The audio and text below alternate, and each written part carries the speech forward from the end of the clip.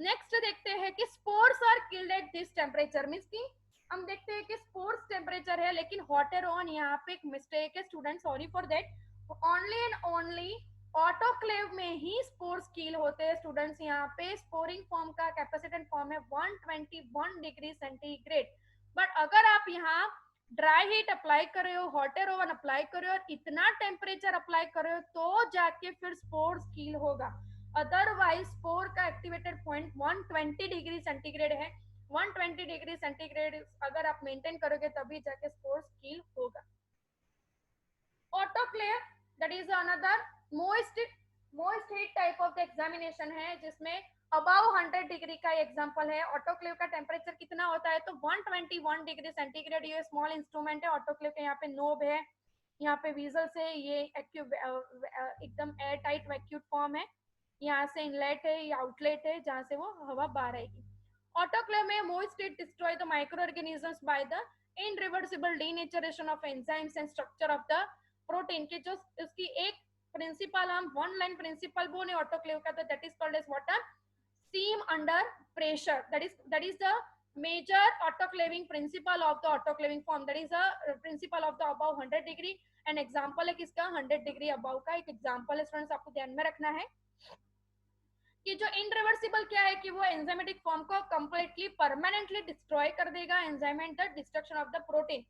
अब सभी एंजाइम किससे बने हैं तो प्रोटीन से बना हुआ है, तो वो ऑटोक्लेव के टेम्परेचर और प्रेशर के कारण वो कंप्लीटली क्या हो जाएगा, परमानेंटली वो डैमेज हो जाएगा, मींस की डिस्ट्रॉय हो जाएगा। Recommendation for sterilization in an autoclave are 15 minute at 120 degree centigrade. कितने मिनट तक हमें करना है तो 15 मिनट तक हमें 15 lbs right, that is a प्रेशरेटिक फॉर्म। 15 lbs प्रेशर मेंटेन करना है एंड टेम्परेचर कितना मेंटेन करना है 121 डिग्री सेंटीग्रेड टेम्परेचर मेंटेन करना है फॉर 15 मिनट। कितना मिनट हमें मेंटेन करना है 15 मिनट की, जिसके कारण all the type of the micro organism, all the type of the sporian capacitance form will be destroyed by this temperature students। Working with the autoclave कौन कौन सा वर्किंग फॉर्म है तो on the lid there are a gauges for indicating the pressure, a safety valve set to below off at any desired pressure, a stop cock to release the pressure and it is provided with the preferred diaphragm। water is placed below the diaphragm and heated the below by the electricity, gas or the stove। अब मैं आपको सीधा बता देती हूँ कि autoclaving form है। जो हॉटर ओवन था, जो ड्राई हीट का एग्जांपल था, ये ऑटोक्लेव है वो 100 डिग्री अबव वाला मोइस्ट एग्जांपल है, मोइस्ट स्टेरिलाइजेशन का एग्जांपल है। तो इसमें ऑब्वियसली मोइस्ट है तो इसमें वाटर का यूज होगा ही होगा। तो जो ये चेंबर है पूरा वीजल्स है तो इसमें से इनलेट करेंगे, यहाँ से वाटर सप्लाई को हम इनलेट करेंगे कि जिसके कारण वहां वाटर होगा वो गर्म होगा और वहां पे डिफ्यूजन फॉर्म होगा। What is called as diffusion, means की higher concentration to the lower concentration. पूरी वीजल्स में जब तक एक टेम्परेचर मेंटेन नहीं होगा तब तक इवापोरेट फॉर्म बनता ही जाएगा और गर्म बनता ही जाएगा और पानी गर्म होता जाएगा। एक टेम्परेचर पे एलबीएस टेम्परेचर अगर मेंटेन होगा, जो अब आप पैरामीटर से देख सकोगे आउटर, जो स्टेरिलाइजेशन में आपने पढ़ा ही होगा स्टूडेंट, और वो वहां से वेपोरेटिव रीजन बिहाइंड और प्रेशर के कारण उसमें जो भी अपार्टस रखे गए हैं, जो भी इक्विपमेंट रखा गया है जिसको हम स्टेरिलाइज प्रॉपर से कर सकते हैं। प्रोसेस क्या है तो प्लेस मटेरियल इनसाइड, तो ये वीसल के अंदर हमें मटेरियल को रखना है। क्लोज द लीड, लीड को क्लोज करना है। Set the safety valve at the desired pressure, heat the autoclave, air is forced out and eventual steam occurs through the temperature की। अगर प्रेशर बढ़ गया, प्रेशर को टेम्परेचर को मेंटेन करना है, अगर प्रेशर और टेम्परेचर बढ़ गया तो हमें उसको रिलीज करके उसके टेम्परेचर और प्रेशर को हमें मेंटेन करना है। क्लोज द टैप मींस कि उसका प्रेशरेटिक फॉर्म रिलीज होगा तो उसको टैप को हमें स्टॉप करना है। The inside pressure now rise until it reaches the steel level, means कि कितना मिनट है 15 मिनट तक। When the safety valve opens and excessive stems accepts, मतलब ज्यादा जितनी जो भी स्टीम हो डेवलप हुई है वो वाल्व से बाहर निकल जाए। Keep it for 15 minute, means कि कितना मिनट होल्ड करना है 15 मिनट तक। Stop heating, cool the autoclave below the 100 degree and open the stop clock slowly to allow air to enter the autoclave। अब देखते हैं हम बात करें disinfection. What are the disinfection caused हो रहे हैं हॉस्पिटल एक्वायर्ड इन्फेक्शंस में, प्रिवेंशन फैक्टर। तो जैसा कि डिसइंफेक्शन कॉज्ड हो रहा है तो उसमें से देखते हैं disinfection is a process where most microbes are removed from the defined object और the surface except the spore, means कि जो जो भी टाइप ऑफ ये केमिकल द्वारा हुआ स्टेरिलाइजेशन, स्टूडेंट्स के जो केमिकल स्टेरिलाइजेशन के कारण, तो स्पोर के छोड़ के जो भी टाइप ऑफ माइक्रो ऑर्गेनिजम्स है उसको किल करेगा। Classified according to their ability to destroy different categories of the micro organism, जैसे कि हाई लेवल ऑफ डिसइंफेक्टेंट कौन कौन सा है, glutaraldehyde, ethylene oxide. Intermediate level disinfectant जैसे कि alcohol, chlorine components, hydrogen peroxide और chlorhexidine. Low level of the disinfection कौन सा है, तो benzyl chlorine chlorine and some soap, that is called as what, a low level of the disinfection। तो ये सभी chemical type of the infection है जो स्टेरिलाइज ये स्पोर को किल नहीं करते हैं, याद रखना। अब देखते हैं general guidelines for the disinfection. तो जनरल गाइडलाइन क्या क्या है डिसइंफेक्शन के, तो first one is a critical instrumentation equipment. तो क्रिटिकल इंस्ट्रूमेंटेशन कौन कौन सा था, जैसे कि हम देखते हैं that are those penetrating skin or the mucous membrane should undergo sterilization before and after the use, means की जो स्टेरिलाइजेशन बिफोर और आफ्टर यूज किए गए, जैसे कि सर्जिकल इंस्ट्रूमेंट है। तो बात करें कि सर्जिकल इंस्ट्रूमेंट को हम यूज करने से पहले, यूज करने के बाद हम अप्लाई करेंगे। सेमी क्रिटिकल इंस्ट्रूमेंट और equipment that are those in contact with the intact mucous membrane without penetration should undergo high level of infections before use and the intermediate level of disinfection after the use। endotracheal tube means की जो instrumentation को हमने apply कर लिया है, जैसे कि intravenous कोई भी हमने अप्लाई किया, एंडोट्रेकियल ट्यूब, नेब्यूलाइजिंग ट्यूब, तो ये सभी क्या है, एंडोट्रेकियल ट्यूब मींस के intravenous type of the catheter instrumentation और इक्विपमेंट के जिसको हमें स्टेरिलाइज करना जरूरी रहता है। हम उसको अगर डिसइंफेक्ट नहीं करें तो और स्टेरिलाइज नहीं करें तो वो दूसरे पेशेंट को अप्लाई नहीं कर सकते। इवन इफ उसका टाइम एक्सपोजर हो गए तो उसके बाद भी हमें उसको रिमूव करना बहुत जरूरी है। नॉन क्रिटिकल इंस्ट्रूमेंट्स और इक्विपमेंट, तो क्रिटिकल फॉर्म वाले इंस्ट्रूमेंट जैसे कि हम बात करते हैं that are those contact only with intact with the skin only when the intermediate or low level of disinfection before and after the use। Skin के साथ और म्यूकस मेम्ब्रेन के साथ जो एक्टिवेटेड फॉर्म हो रहा है, रिक्वायर्ड हो रहा है, यूज किया गया है, तो वो सभी को, जैसे कि ईसीजी इलेक्ट्रोड्स के जो इलेक्ट्रोड्स को भी हमें डिसइंफेक्शन करना जरूरी है, मींस की जो स्किन के अप्लाइशंस में आया, टच में आया, तो उसके द्वारा भी हमें उसको स्टेरिलाइज और डिसइंफेक्शन करना जरूरी है before use of the another patient.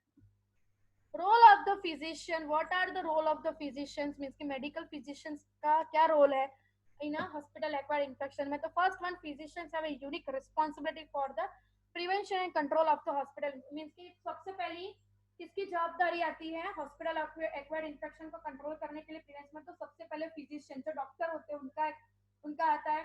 तो उनकी क्या क्या प्रोमिसेस है, तो by providing direct patients care using the practices with minimising infection, इसकी इन्फेक्शन कम से कम हो उस तरह से उसकी प्रैक्टिस करनी चाहिए और minimise type of infection spread हो इस तरह से करना चाहिए।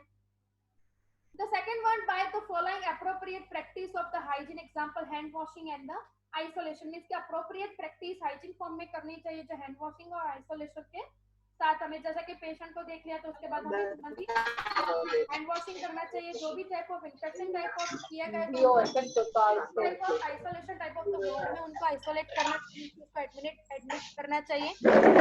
Third one is protecting their own practices from other infected patients and from the hospital staff who may be infected, जैसे कि हॉस्पिटल में अनदर जो भी अंडरटेकिंग में, जैसे कि नर्सिस है या कोई भी काम कर रहे हैं ऑक्सिलरी स्टाफ है, कोई उनका स्टाफ में अगर कोई इन्फेक्शन लगा है तो उनको दूर रखना है और उनको ये और उनको इन्फेक्शन के कारण वो पेशेंट अगर हो रहा है तो उनको उनसे इन्फेक्टेड पेशेंट आयन क्या सिंपल बीजा दिवसे तरत ज अनदर वन है complying with the practices approved by the infection control committee, means की जो प्रैक्टिसेस अप्रूव्ड हो रही है, जो इन्फेक्शन कंट्रोल कमिटी के द्वारा जो भी गाइडलाइन को फॉलो किया गया है वो इन्फेक्शन कंट्रोल कमिटी को हमें फॉलो करना चाहिए। The second one is obtaining appropriate microbial specimens when an infection is present or suspected, means कि जो appropriate type of the microorganism specimen है जो infection present है suspected है उसको हमें destroy करना है, मींस कि appropriate microorganism specimen जो infection है present है वो उनको दूर करना है। Notifying cases of hospital acquired infections to be to the term as well as the administration of infected patient, means कि जो notify hospital एक्वायर्ड इन्फेक्शन में जो नोटिफाई हो टीम को हमें क्या करना है, गाइडलाइन देना है कि जो टाइप ऑफ इन्फेक्शन कॉज हुआ है पेशेंट के थ्रू उसको हमें दूर रखना है कि जो अनदर पेशेंट को वो इन्फेक्शन कर सके। Role of the hospital pharmacist, pharmacist का क्या रोल है? तो hospital pharmacist responsible for obtaining, storing and distributing pharmaceutical precaution using the practice which limit the transmission of infected agent to the patient. Means की जो distribution type of the जो भी medications का distribution करना है, pharmaceutical preparation जो कर रहा है, स्टोरिंग जो रूम होता है उनका जहाँ पे स्टोर करना है, तो वो सभी को क्लीन रखना है, एक अंदर क्लीनिंग पोजीशन में रखना है। और जो भी टाइप ऑफ द मेडिकेशंस को ट्रांसफर करना है, तो जो ट्रांसपोर्टेशन है उसमें से इन्फेक्शन ना लगे, तो ये फार्मासिस्ट को उसको ध्यान रखना है। And maintaining record for the antibiotic distributed to the medical department, उसको मेडिकल डिपार्टमेंट से जो मेडिकेशंस को आप डिस्ट्रीब्यूट कर रहे हो, तो उसका एक नोट डाउन रखना है कि एक्सपायर्ड हो रही है, कितने टाइम एक्सपायर्ड हो रही है, ये टाइप ऑफ जो भी टाइप ऑफ द मेडिकेशन उसको कूलिंग कंडीशन में रखना है, उसको ये नॉर्मल टेम्परेचर पे रखना है। तो ये सभी उसको ध्यान रखना है, ये रोल है हॉस्पिटल फार्मासिस्ट का।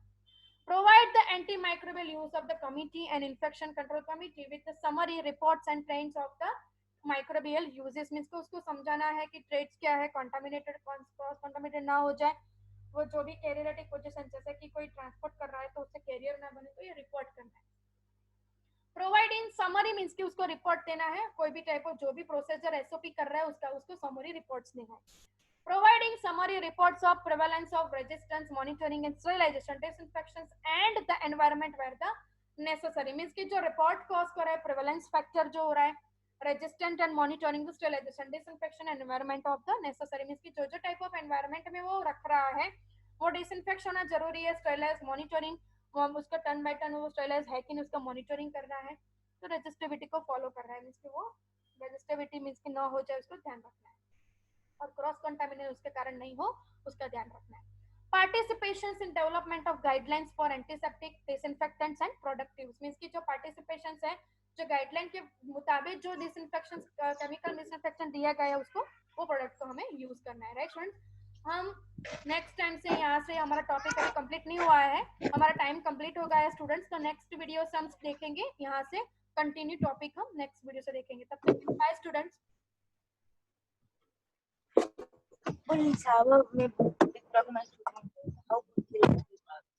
Vale. Ah.